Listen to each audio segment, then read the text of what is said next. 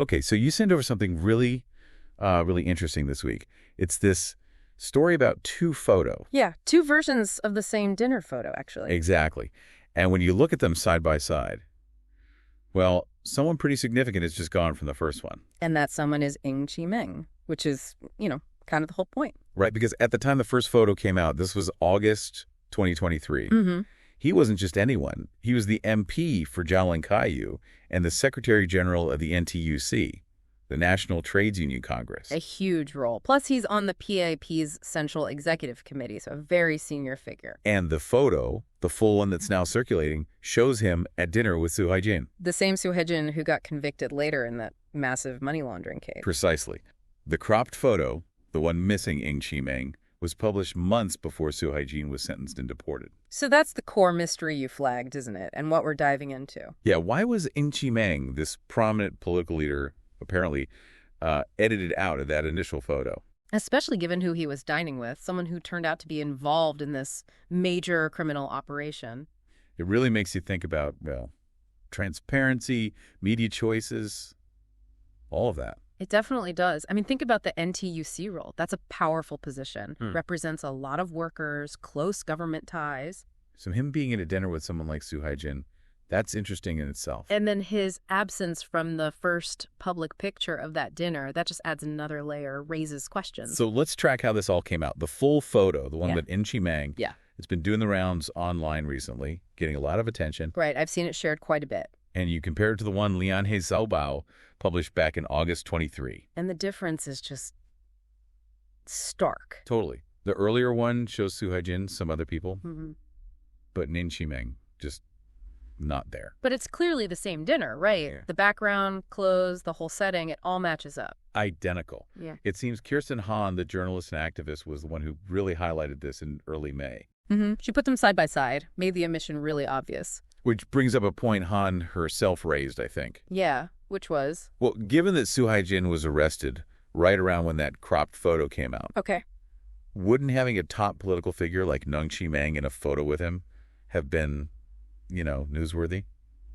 A red flag, maybe? That's a fair question. Why wasn't there more reporting or scrutiny back then in 2023? Now, Chee Meng did respond. He put out a statement. Right. What did he say? He said the dinner was part of his job as NTUC chief, meeting private sector leaders, that kind of thing. Okay, official capacity. And he also said that once he found out about the criminal charges against Su Haijin, he had no more contact. That gives some context for why he was there, sure. But it leaves questions open, yeah.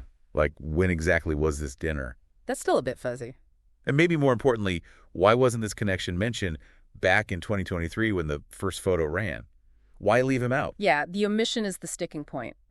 Especially when you remember how huge the Su Haijin case was.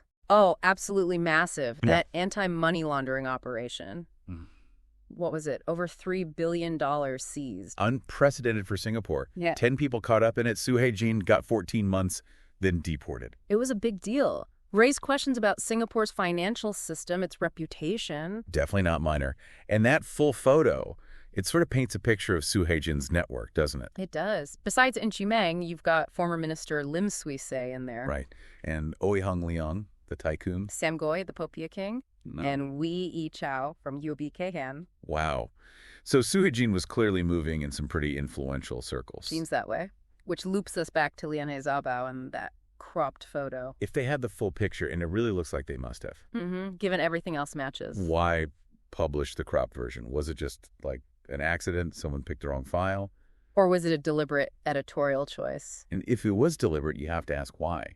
Was it because Chee Meng is such a prominent political figure? It certainly raises questions about how mainstream media handles potentially sensitive images involving political figures. Yeah. Are there, calculations made about potential blowback or controversy? Does that sometimes lead to, selective framing, leaving things out? Makes you think about editorial standards, right? Could the sort of political risk of showing a senior PP figure with someone about to be charged in a massive scandal, could that have influenced the crop, consciously or not? And that leads to a question for you, the listener, really. In these situations, major investigations, potential political links. Yeah.